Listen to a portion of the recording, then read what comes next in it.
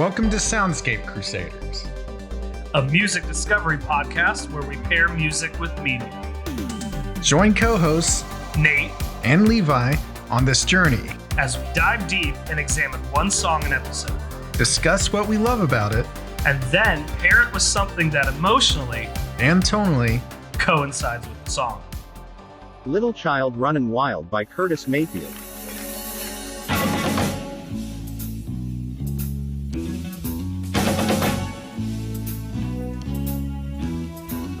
So that's what I'm confused about. Is Shaft the original Shaft? The original and Shaft then has two sequels. Okay. And is the Sam Jackson one connected at all? It's a spiritual, so it's kind of it is a sequel in a way, but it's kind of a soft reboot because Richard Roundtree from the first three, he is this John Shaft's uncle. Okay.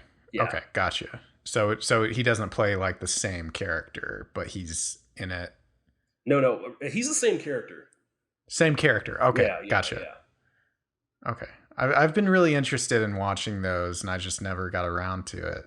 Now I'm excited because the first two are good. The first two are really good. In fact, the second one is going to be a special feature in the upcoming Criterion release, I've heard.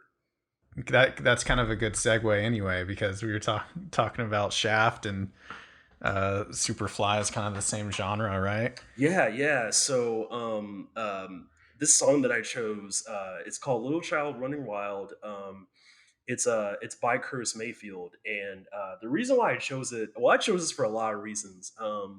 For one thing, this album, it's like one of the first albums that I really, really just bumped like that. And part of that is because it was one of my my mom's favorite albums when she was in her formative years. She's a child of the 60s and 70s. So she grew up like right as film was transitioning into hiring more African-American actors in predominant genres.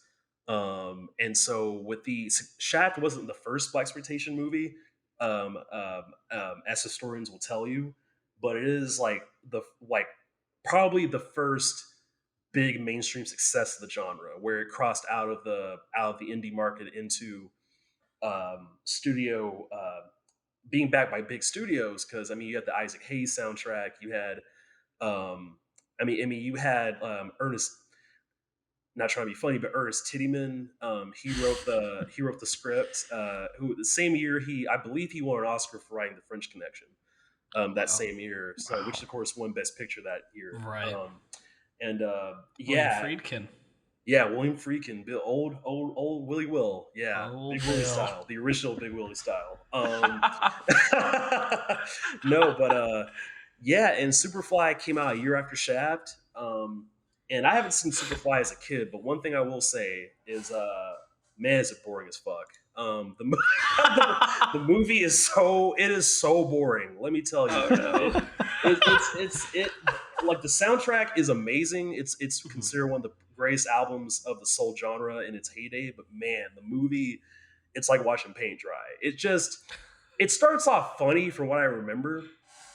Because I saw it when I was an older kid. I must have been like 10 or 11 or something. But it starts off like corny funny, and then it just becomes like, okay, this is just bad, y'all. There's a scene where Curtis Mayfield is in it, playing an instrumental of one of the songs from the soundtrack. Nice. But the special thing about the album, as opposed to the movie, is that the album, and I'm talking a lot, so I apologize. No, go for it. But the album, it's one of the first socially conscious big soul records where Curtis Mayfield looked at the movie and saw how it was like kind of depicting drug use in lower income areas, predominantly African American areas. And he took a lot of that and spun it into different narratives on this one album. And so you get a very unique record where it's a lot of motifs that become full-blown soul songs. But unlike a lot of soul records at the time, it's not Let's Get It On. It is a record that really does make you think. And this is just the opening song, where it begins very sinister, and it becomes a narrative about the fears and a lot of the anxieties that come from little children growing up in the ghetto at the time. So I mean, they mentioned the Pusher Man, who's kind of a recurring character in both the movie and the album, because the next song is Pusher Man, which is a disco song all about being persuaded into basically doing cocaine and heroin or whatever drug you want to supersede it with. Just a quick sidebar, Preston. You know, you've listened to Acid Rap by Chance the Rapper. Definitely. Is the second track "Pusha Man"? Is that paying homage to this? Yes, it is. I'm your pusher man. I'm your pusher man.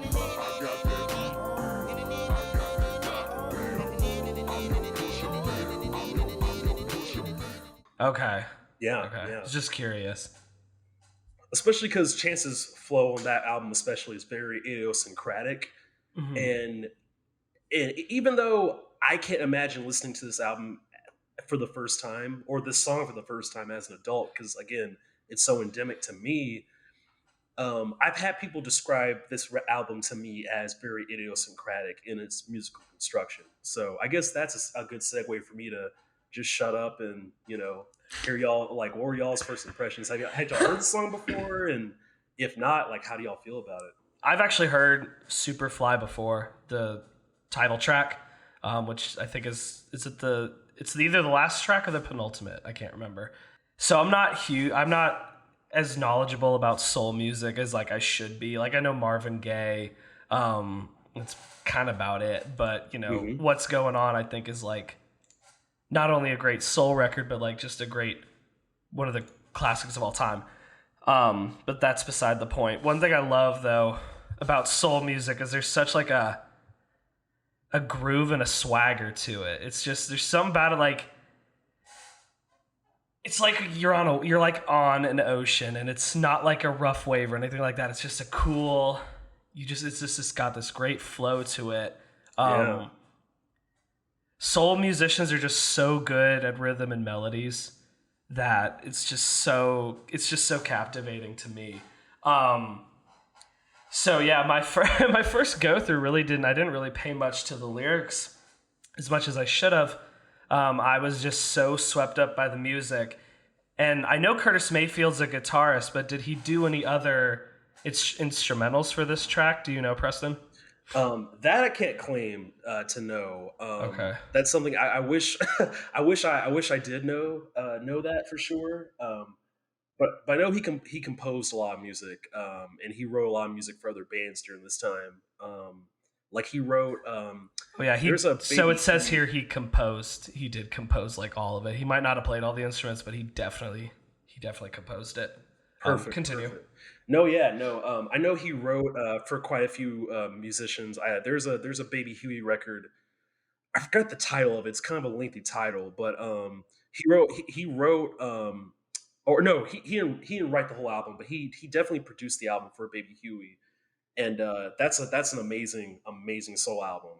And I'm glad you brought up What's Going On, because I think it came out the same year as Superfly.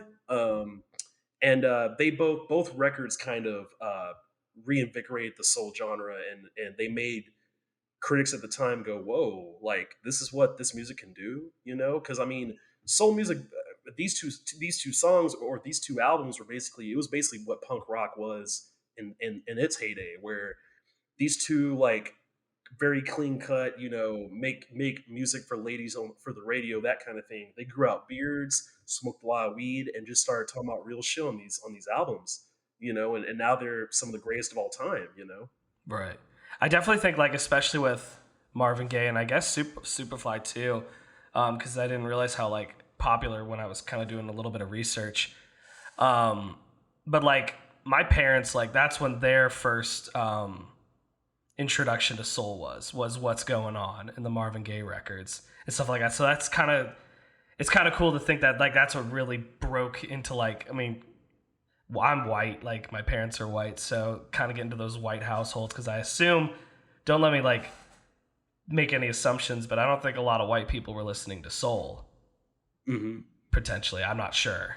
I don't want to make any generalizations, but it's just cool that they broke into the mainstream is what kind of I'm getting at.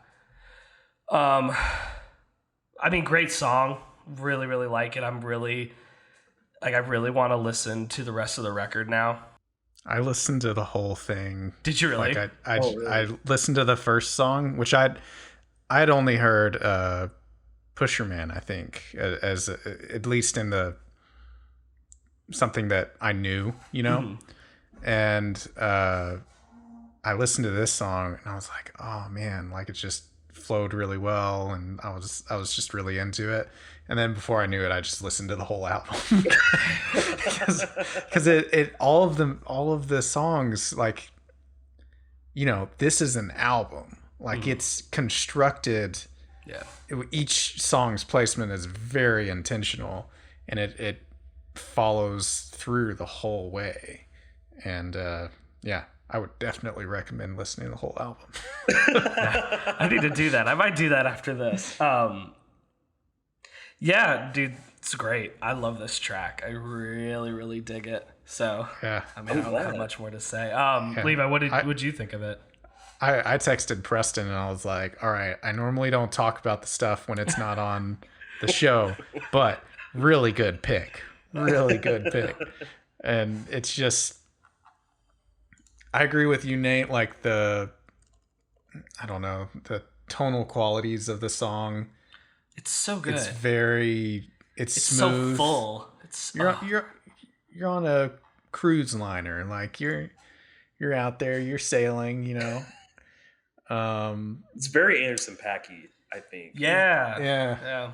Anderson .Paak definitely gets like a lot of influence from soul. I can really like see, which is a good thing. I mean, dude's talented as all get out. Oh yeah. He definitely like lives and breathes these kinds of influences. But I specifically think that the way that Anderson .Paak is kind of like, he's always, even from his Malibu days, like he always struck me as like, dude, you have like pimp vibes. Like, Yeah. you have a very soft voice. You don't have to raise your voice to be commanding unless you're doing the James Brown side of yourself, like on Come Down and songs like that. But he definitely gets his like smoothness, like that rock back and forth. I feel like he gets that from the Curtis Mayfields of the day, you know. So, Dude, I believe it.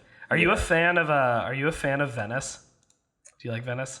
The Anderson .Paak album. Yeah. That was the one he did. Was that after or before Malibu? That's before Malibu. I know that one's kind of like not as Yeah, talked about. I need to listen to it again. There's definitely songs on it that I kind of like. Like I think Might Be is interesting just because I like the. Yeah, that's right on. That's on the one now. Yeah. That's the who is he sampling on that one? Escape. Oh. Like I think that's right. yeah, but yeah, that I feel like that's him doing the soul thing, but also trying to do the Hip hop as well. He's really incorporating a lot of hip hop elements. yeah, and, like trap hip hop especially. Yeah, and like not, with the aggressive bass drum and stuff. Yeah, like in Milk and Honey, with that bum bum Yeah. bum bum bum bum bum bum. I do like that song too. That song is a bop. Though. I like that shit too. Yeah. Maybe I need to listen to Malibu or no. I mean, Venice again. Venice is like so hit or miss for me, but like I like Might Be and like Milk and Honey, right? You know, Miss Wright's on that one too. But some of it's just like, some of it's kind of weird. But Malibu, I think, is where he kind of refined that a lot better. Parking Lot, every time I hear that, I'm like, I just think of like rolling my windows down, cruising. Dude, that's my favorite song on Malibu by far. Beautiful. It's a and I beautiful love track. Malibu from beginning to end. But that Malibu's song, oh man, great. Malibu is great. 1, 2, 3, come on, this. Yeah. It's so good. It's so good. Now we're just geeking out. Yeah, now we're just geeking out. All right, back to Curtis Mayfield. How would you describe the tone of this song? Like if you had one word, one emotion. Honestly, harrowing. That's a Yeah, great I'm not word, following man. up with anything. Yeah, because I couldn't figure out what words would fit. That's it. That's great. The first word that just comes to me is like intense, but it's not intense in like a sense it's like bombastic or in your face or aggressive, but I don't know, passionate in a sense. That's the only words. Passionate's great. Yeah, passionate's great. Yeah. No, I think those are both great words, passionate and intense. 'Cause there's definite like the music itself. You don't feel the sadness that I feel like is reflected in the Right. lyrics and in the vocals. Yeah. So it's It's a an very interesting- depressing track, I feel. Especially for it to be Yeah. the opening track, and Yeah. that's another reason why I wanted It's a to. downbeat, essentially, to start it. Yeah, well, that's the thing, because what Levi he just hit on something I wanted to talk more about, which was the juxtaposition between down tempo lyrics but a upbeat, not sinister, really sounding backdrop, and that's the thing. I mean, obviously, you do get, I think, from some of the notes, like a little bit of that danger, that intensity that you referred to. But I mean, we really, when you get down to it, it's about how there's just no. It's about a lot of things, but when I was listening to it again today, like there's really no hope for someone to lead you out of your situation that you get from this perspective. It's very much about, hey, like here's the situation, here's the danger of it. There's a no way out kind of thing, and throughout the whole album. And Levi, feel free to disagree with me if you will, because you listened to it again today, or you listened to it literally today, so you're fresh to it. Literally, it's a lot of different melodic music or compositions serving as the backdrop behind just very fucked up lyrics. I mean, literally, Yeah. the cocaine song. Literally, there's a song called the cocaine song later in this record that Right. where Curtis Mayfield makes a case for wanting to just get high on that stuff and want to think about nothing else. And those themes are consistent, but Yeah. but you can't deny that what he composed musically is a vibe, which is kind of messed up. But Oh, yeah. Yeah, and even in the sadness and the just the overall tone of that, I feel like he also has a sweetness in there too. And I don't know, that's the best way I can describe it. Like he's not only like looking at this and feeling sad, I don't know, would you say Empathy. mourning? Empathy, yeah, like he's his whole heart is in that.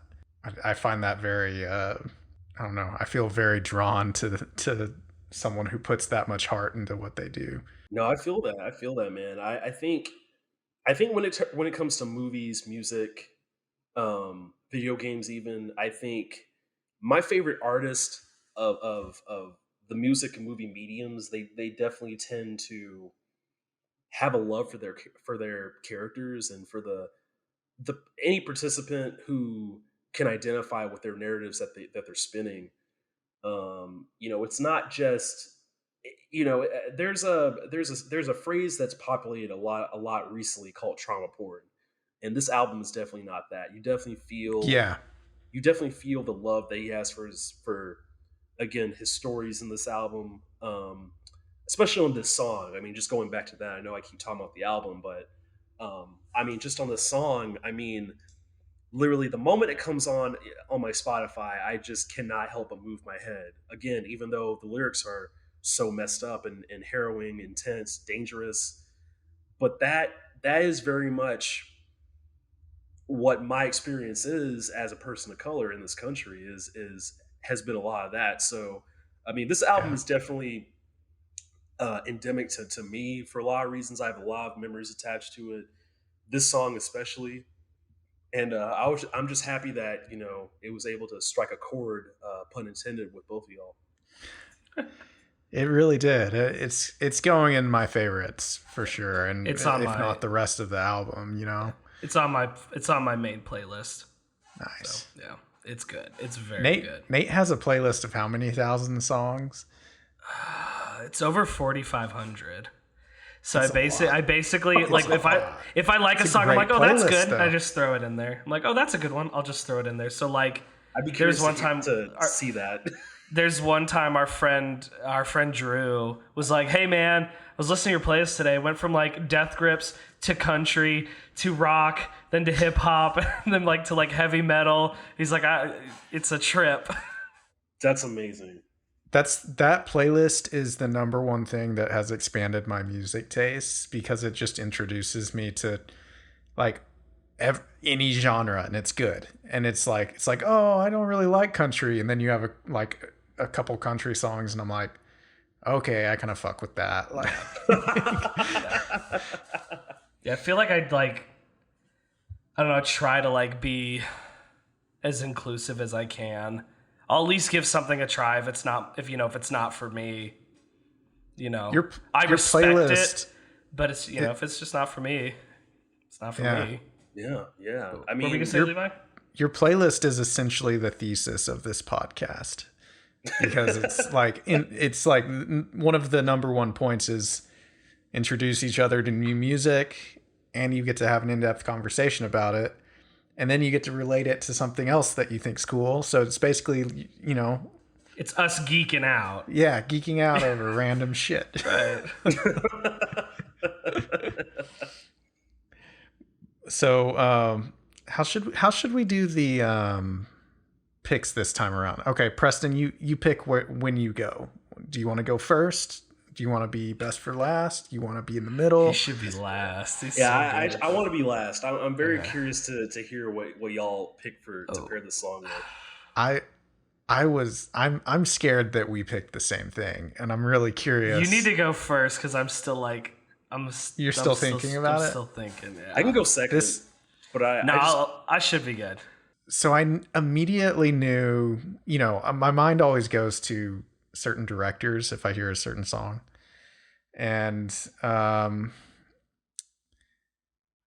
thought of a few different people, Tarantino maybe, but after a minute I pushed him aside and I was like, okay, Soderbergh, he kind of has some vibes that fits in this song, but that doesn't feel quite right either. And I was like, that doesn't feel like it's there, but it's not what's clicking in my mind. And then I was like, I'm not picking Superfly because that be kind of my choice is Superfly. Yeah, right. But the perfect director, at least in modern cinema, in my opinion, for this song, Shane Black. Ooh. There's a lot of things within the lyrics that I feel like could relate. Little Child Runnin' Wild, that's like, a stereotypical thing for Shane Black to do, This song it feels like it could be like in the Nice Guys, Yeah. Right. And Nice Guys came to my mind, and I was like, I think that's going to be my pick. And I was going with it for a while, and I was like, no. I'm going with a movie that you showed me, Preston. You're the one that introduced this movie to me. It's directed and written by Shane Black. Produced by Joel Silver. Starring Robert Downey Jr. and Val Kilmer. Great movie. Kiss Kiss Bang Bang. Harry was a small-time crook. Oh, boy. Till he opened the door. Oh, no, we're not ready for your audition. Just take him. He's ready. You ready, right? To a really big break. Quit acting like the good guy. You got your partner killed. You killed him. See, this is what I'm talking about. Old school method. Get me Gabe Perry on the phone. But he'll need a real cop Detective lessons tomorrow for your acting. Oh, you're the consultant. if he wants to act the part. You must be Gay Perry? still gay? Me? No. I just like the name so much, I can't get rid of it. Oh wow. I feel like that's the perfect pick for this song because thematically there's just a lot of That's a pretty good choice. of similarities. No, I can definitely see that. Wow. And I That's mean, a good choice. Always, as you know, Kiss Kiss is in my top, literally top 5. So that's I'm a big Shane Blackhead. So any convo about him, I'm just like, ooh, get it. Ooh. Ooh. All right, now I sound like Willy Wonka, but It's my favorite movie by him now. It's a good movie. I think it is.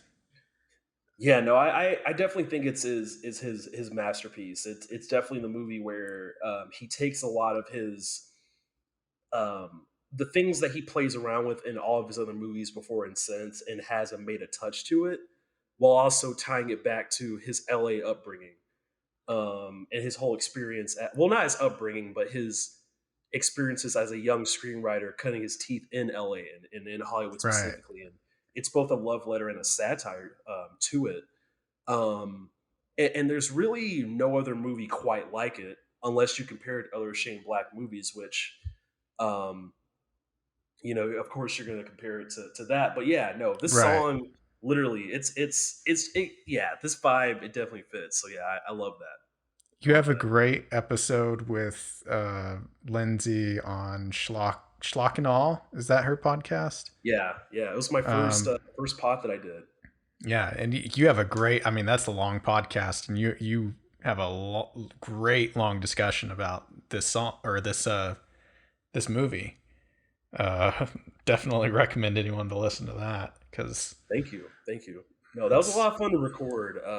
Yeah, no, Lindsay Wilkins, she's based in Australia. Her podcast Shock and Awe is a double feature podcast. And we did, for my very first appearance on there, we did a double feature on Kiss Kiss Bang Bang and North by Northwest, and which are literally two of my. Again, I said at the beginning of the episode, those are two of like my top 5 movies. So yeah, definitely give it a spin. Give her a follow if you haven't already. She's a great podcaster for sure, and I had a lot of fun with that. yeah, it's a cool podcast and a cool concept. So I guess for anyone who hasn't seen Kiss Kiss Bang Bang, Preston, how do you kind of summarize the plot in a trailer type way? The movie stars Robert Downey Jr. as his name is the character's name is Harry, and basically he's in the middle of stealing toys at a convenience store after hours in Los Angeles for his for one of his kids.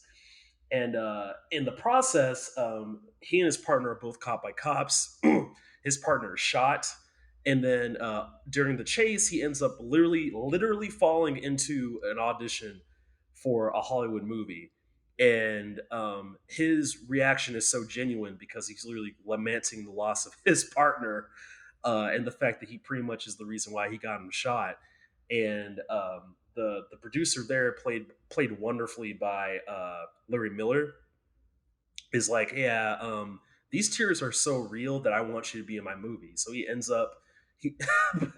he ends up moonlighting as an actor in Hollywood instantly, and he's paired with a gentleman by the name of Gay Perry, played by Val Kilmer, who is a private eye, but who Hollywood producers go to for inspo for their criminal procedurals. And so there ends up being a murder that happens, 2 murders that happen, and they end up coalescing, much like the crime novels of the 1940s. And that's not a spoiler because, again, it's a structure Yeah. that Shane Black's borrowing from, that they both lampoon but also utilize in the movie as part of the plot. And the way that both cases kind of come together and the way that both men come together to solve both cases is really fascinating. It ends up just being a crazy riot throughout Los Angeles that really does dig into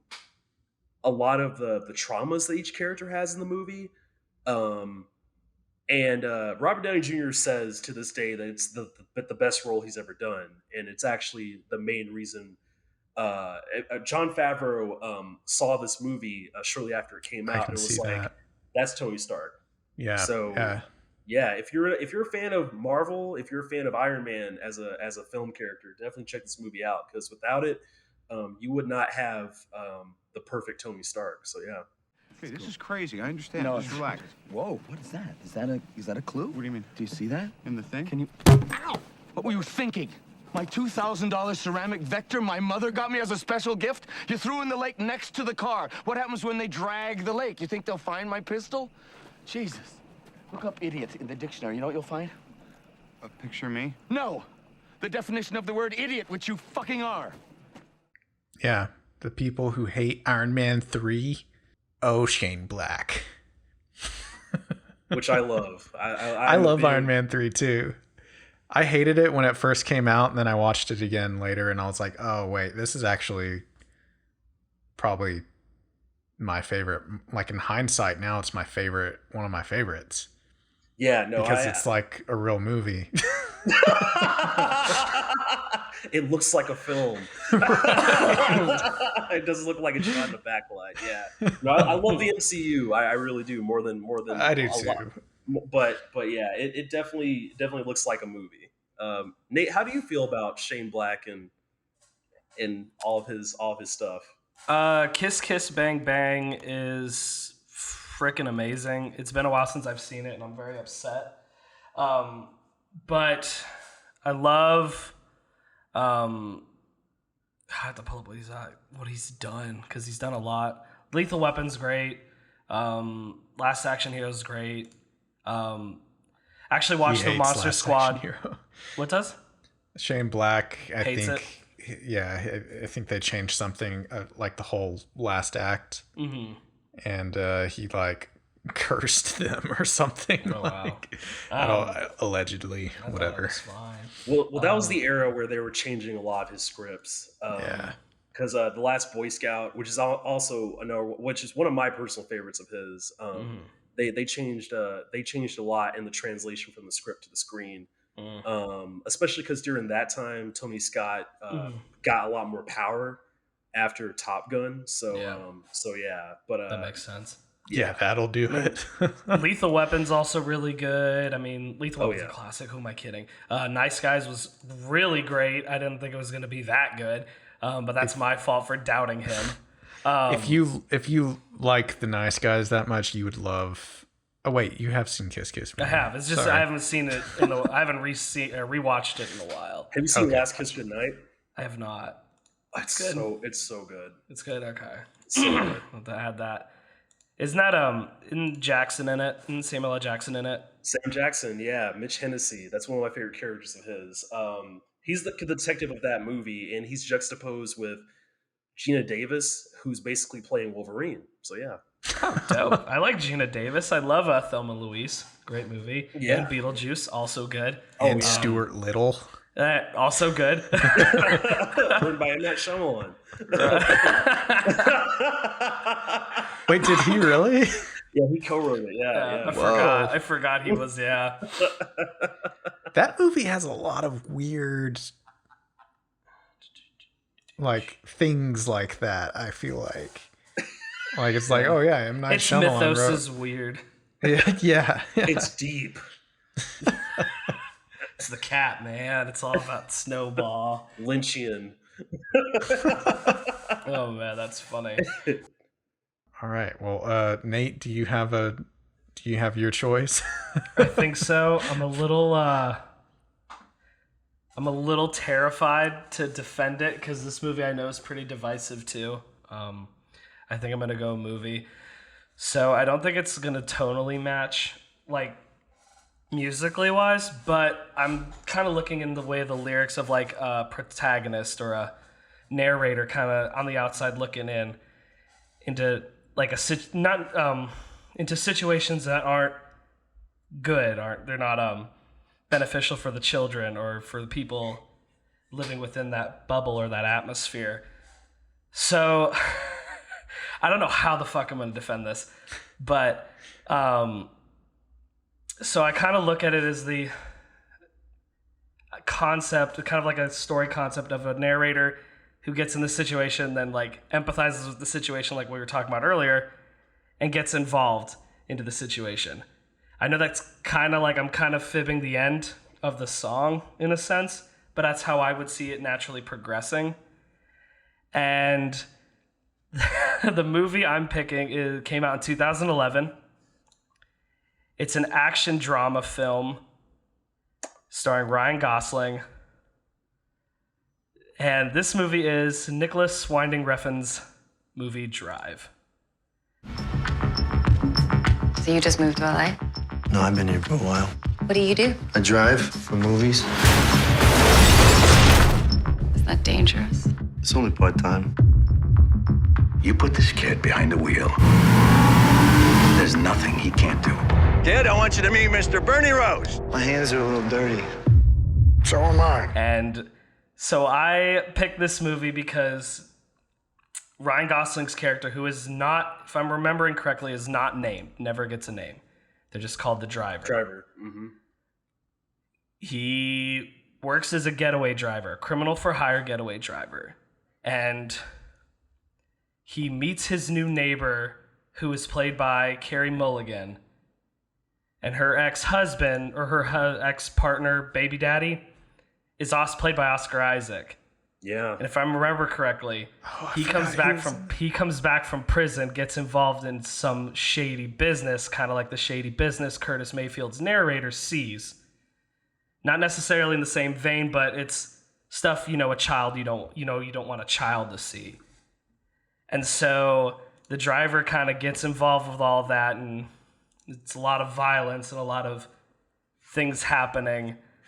But I think the movie kind of takes, at least like stylistically, it kind of feels like a noir film at points. It's a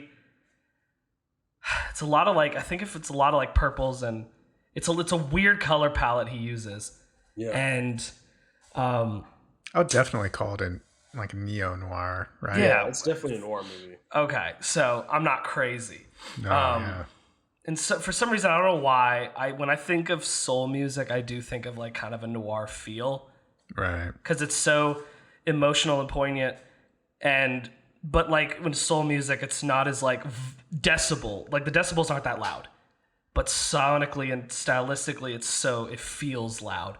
And I think if I look at the lyrics in that concept as a narrator, developing empathy for the situation and getting involved, I think Drive fits that mold. I don't think the song would ever play in the movie. I don't think it would fit, but I think if I'm going story-wise, I think that would fit what I perceive the song to be if I kind of tweak some things in my mind, if that makes any sense. I think it's a great pick. It's a divisive movie because there's people like within our groups, Levi, that don't like that movie. Really? Yeah. So I don't know. I can't remember if Preston is one of them, but we're about to see. So that's what I pick. I don't think it's my best pick. Oh, does Preston hate Drive? I love Drive. Okay. We were on the edge of our seat. I'm on my little stool over here. I know, man. It's so good, dude. No. Twice. I love Drive. No. It was one of those movies. I will say this. For a long time, it was one of my favorite movies. I do think I probably wore it out a lot, so I don't return to it as much as I did over 10 years ago. That was my fear. That's why I didn't watch it as much back in college, because I was afraid that would have happened. Well, yeah, that does happen. It does happen. I don't think it's necessarily that I got tired of it per se. Like I still love the movie, but I think I do think it's a good movie. Yeah, it's a great movie, but much like the film bro answers we just referred to, it definitely it's a film bro answer. It is, and I think I've just seen a lot of movies since then. So, but I think it's a great pick for this song that I never would have thought. So yeah, kudos to you for the abstract thought there, because definitely, because I'm thinking of Drive in terms of how it's kind of a composite of so many different things that Refn was in love with. Right. It's like almost different genre film at certain points, Well, it's his Tarantino movie in a lot of ways. It's his like kind of love letter to a bygone style of film, which is that gritty, nihilistic noir resurgence. In fact, a movie. Have you all ever seen The Driver by chance? Mm-mm. The Driver? I don't think so. So it came out, I believe, in 1978. I'm just trying to remember this from the top of my head because I didn't take notes. But 78, I believe, it's directed by Walter Hill. So 1 year before The Warriors. Wow. Ryan O'Neal, it's basically Ryan O'Neal versus Bruce Stern. Bruce Stern's a cop. Ryan O'Neal's a criminal. They're both very, very, especially Ryan O'Neal is very, very silent. And his name is considered the driver of the title. And so it's basically a chase movie where Bruce Stern has to basically try to catch Ryan O'Neal. And it's this very bare bones existential crime movie that it's one of the big inspirations for Drive. I mean, I think what the beauty of Drive is that less is more. Yeah. And I think it's cool that Refn basically took the script, which had to piss off the writer a lot initially. He basically took the script and cut out majority of the dialogue in terms of the romantic sequences and etc. And he made for, in my opinion, a very rich movie. It was a good choice, I think. Sometimes less is more. Yeah, and I think that's why so many people hate this movie, because it really does break the rules of what we expect out of a movie in terms of dialogue. But in terms of a story, I think the genius of it is that it delivers everything you want out of a blockbuster crime movie.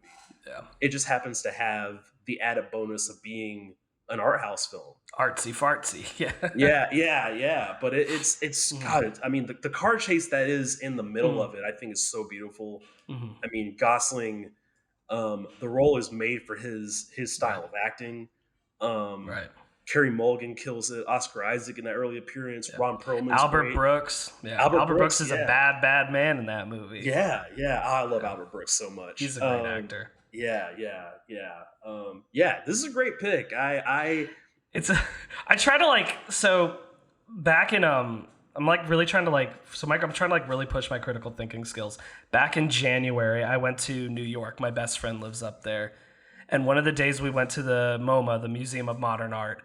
And let me tell you, that challenges your perception, on what art can be. Yeah, we were in there for probably about 3 to 4 hours. And it was just there's some things you'd stand in front of this and you're like, you know what? I don't get it. This, and that's when I know that's it's such a stretch of a pick, but I'm trying to be pushing my critical thinking. Because I feel like this is not a good pick, but no, it's a fantastic pick. It's very seedy. Drive. Yeah, you feel grimy, and if it wasn't for the neon aspects, the fact that it's a neon. That's the word I was thinking of when I was thinking of the color palette. Yeah, it's very neon. There's a lot of blues. There's a lot of dark blues. Kind of like Michael Mann's crime movies, right? How they delve a lot in Heat, for example. That movie is very, very blue. The Dark Knight is very blue. And Drive is a blue ass motherfucking movie. It's also elegiac in a way for a lot of what it's planning for, both as a genres, both in terms of genre and also in terms of what its characters want but don't really get. And it's for the betterment of the story, and I think that does tie really well into Little Child Running Wild for sure. The director, when he was trying to get, is it Gyllenhaal or Gosling? Which one? In Drive. Gosling. Ryan Gosling. Yeah. I always get their names mixed up. The Goss. Yeah, when he was trying to get him to agree to the movie, he initially wasn't into it. And then Refn, how do you say his name? Refn? I think. Refn? That's what he was just okay, fine. Let me drive you to the airport or something. They got in a car, right? And it was night, it was late, and Night Call came on, that song. Yeah. And they had the windows down, and at the end of the drive, he turned to Refn and was like, "This is the movie, isn't it?" He was like, "Yeah." And he was like, "Okay." That's insane. I hope that's real. That is amazing. That's a great song. I mean, some of the facts might be off, but I'm pretty sure that's a true story. Wow, that makes total sense because the soundtrack's pretty good. Yeah, I was gonna. That's another reason why I think it's an analogous pick is because much like Superfly, the soundtrack's bomb, and then unlike Superfly, Drive is actually good. I didn't even think of that. I didn't even think of that comparison. That alone, yeah, we're 2 for 2, guys. Yeah, both in the noir space. I dig it. Something about soul music just makes me think of noir. I don't know if it's even even in noir films, you know? No, you can ask Levi, this is noir is my bread and butter. So yeah, I'm curious to know if y'all have seen this movie. But if not, this would be really fun to talk about it. Because I mainly just want more people to see this, but I actually do think that this song fits this movie really well, and that is Bill Duke's 1992 Deep Cover.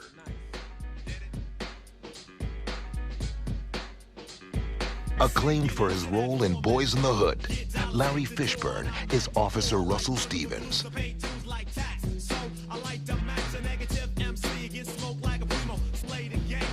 I knew you'd come.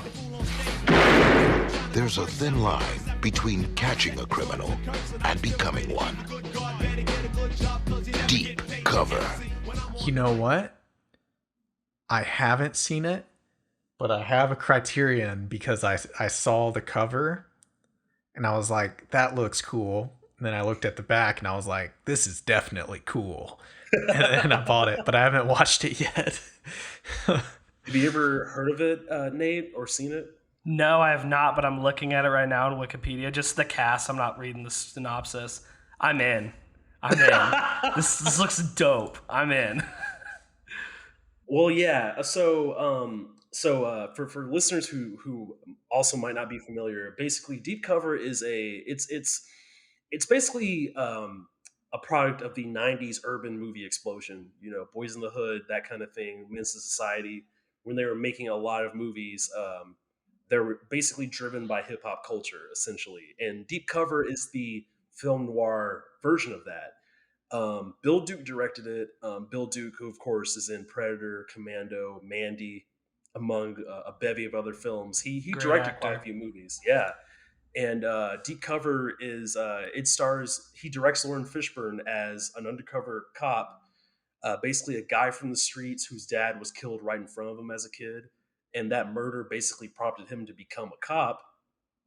And so he goes undercover to basically facilitate kind of procedural work within this operation, this drug operation, which has Jeff Goldblum basically orchestrating stuff from the legal front. And I'm forgetting some of the actors Clarence Williams III, who just passed away not too long ago. He's in the movie as well, playing another cop in the film. It has a really great cast, and the movie is driven by this amazing soundtrack of early '90s hip hop. Not the least of which is the title track, Deep Cover, which is a Dr. Dre song that has the first appearance of Snoop Dogg. What? Yeah. Deep Cover, the song, is Snoop Dogg's first appearance in music. And that's from that movie? Yeah. Whoa. Yeah, because 1992. I know that song. I didn't know it was from a movie. Yeah. I feel like a fool. It's the same year as The Chronic, which of course was Snoop Dogg's kind of coming out. It's a Dr. Dre album, but it's Snoop's coming out. Snoop's in it a lot. Yeah, a lot. And the cool thing about the movie and why I picked it for this song was that the movie, I have never seen any noir film that really does dig deep into the plight of how systemic racism hurts young African American men. Not only do you feel that through the protagonist, through Lawrence Fishburne's performance, but there is a sardonic flippancy that permeates throughout his narration, all throughout the movie. And so many of the themes in the movie, how drugs affect the characters, because this is what's also unique about it, is that it's a murder mystery. It's a mystery thriller that uses the Ronald Reagan era and the residuals of that to its narrative advantage. And the way it ties everything into the hip hop that, again, you hear as a soundscape, what it does to the characters, how the American government works in tandem with certain drug dealers to make things happen behind closed doors. There's a lot that the movie is doing intellectually and narratively that I think is so fascinating. And I think there is a lot of similarities between this and Little Child Running Wild, as well as the other movies that we just talked about. The way that there's kind of a middle finger to Hollywood in terms of what it does to actresses and young actors in Kiss Kiss Bang Bang. And then you look at Drive, and I mean, literally that movie's about a stuntman, but also is about gangsters kind of using that to moonlight for their dealings. with this movie to tie things back around. Jesus, I didn't even think about that. That's Holy brilliant. shit. Yeah. Holy shit. Like, all three are linked. What the fuck? Sorry. No, you're good. You're good, man. You're good. That blew my mind. I mean, I actually think all three movies would make a brilliant triple feature of great. That sounds like a great triple feature. It really does. What order would you put it in if you could orchestrate it, Preston? What order would you put it in? I would start with Kiss Kiss because it's the most comedic. Right. Deep Cover is the most intense and is the most salient to a lot of people's human condition, and then I would end with Drive. Because if you end with Drive, even if people hate it, it's a nice, slower, vibier watch that kind of crystallizes all these themes together. Fuck. That's great. Shook. Yeah, that's a great order. Wow. All right, continue, Preston. Sorry, my mind just got like blown. No. I think. That's the thing. I think the films that you described are really, really great peanut butter. But if I had to pick jelly, it's Deep Cover, baby. It's Jeff Goldblum in this movie is. It's to the movie's detriment, but also to its biggest strength is that he acts like he's in a completely different movie than anyone else. The way that he just like sniffs coke off of objects, the way that he just like grabs different people and stuff. I'm trying to be a little PC here. Wait, it's Jeff Goldblum? Yeah, he's the second listed actor in the movie. So it's him, Lawrence Fishburne, and directed by like Bill Duke, Predator Bill Duke. Yeah. Yeah.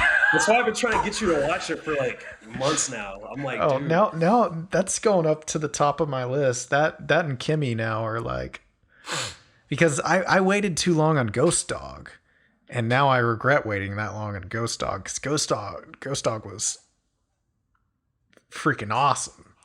That's actually a great double feature. Another hip hop genre film. Oh yeah. Yeah, I will say Deep Cover I do think is more accessible. And I think Deep Cover gets fallen by the wayside only because it came out in the middle of that urban movie renaissance that we had in the 90s. Interesting. Especially because, again, noir is, as much as I love it, is not a genre that caters most of the time to Black Americans. Yeah. Unfortunately. And I think in the 90s, you got more neo-noirs with Black leads. Like you had Seven, you had Collateral in the early 2000s and stuff like that. And of course, Ghost Dog is inspired by noir, but they're very few and far between. And I hope that a new generation of people now with the Criterion release, because I saw this back in high school and I've loved it ever since. But the transfers on the DVDs and on TV are pretty dated, to say the least. And I will say that the new 4K transfer on the Criterion is gorgeous. Awesome. And it begins intense. It stays that way, and it ends that way. I mean, the opening title sequence is literally, you're literally watching two drug addicts do drugs in slow motion to a very intense rap song. It is Bill Duke does not let up, and I kind of wish he would direct again because the two movies I've seen from him are very interesting, and yeah, I just want him to do more things like that, So yeah. That sounds absolutely fantastic. Like, dude, I'm in. It sounds great. It's definitely going up there because holy cow. I just that's just my type of movie. That sounds like a me movie. It's one of those where I'm gonna watch it and I'm gonna hate myself for waiting so long to watch it. I can just tell. There's definitely. I keep talking about the underpinnings of it. I mean, it definitely has some great cheesy lines in it as well. It's very early 90s. I'm not even better. There's a really kick-ass like car chase where Goldblum and Fishburne are in a car being chased by gangsters and other cops, right? Both at the same time. And while Goldblum he completely does not know that Fishburne is under deep cover, literally the title. And it's just so the way that Duke balances all that tension and films this really kick-ass action sequence is really great. And I mean, Fishburne, man, he's just a great noir hero. Much like Gosling, much like Downey and Kilmer. I mean, you definitely remember. He's a character in his career when he passes away, one day, like he's up there with Morpheus for me, like in terms of characters. Like he's up there with the dad in Boys in the Hood. He's up there with him in Apocalypse Now, like he's just a really great Fishburne character. So yeah. Yeah. That's awesome. But I will end my me stroking the shaft of Deep Cover because I know you haven't seen it and I don't want to risk spoiling it more than I already have. So dude. It sounds intense, dude. Look at Preston bookending the episode. We started with Shaft and we're ending with Shaft. Oh my god, it's beautiful. Yeah, it's perfect. Man, Preston, anytime you want to come on, please and be on this, do it, because this is so You're fun. always welcome. You're always welcome. This is so fun. Thanks for listening. Follow us on Twitter @Sound Crusaders or Instagram and TikTok @Soundscape Crusaders. Until next time, go sleep badly. Any questions, hesitate to call.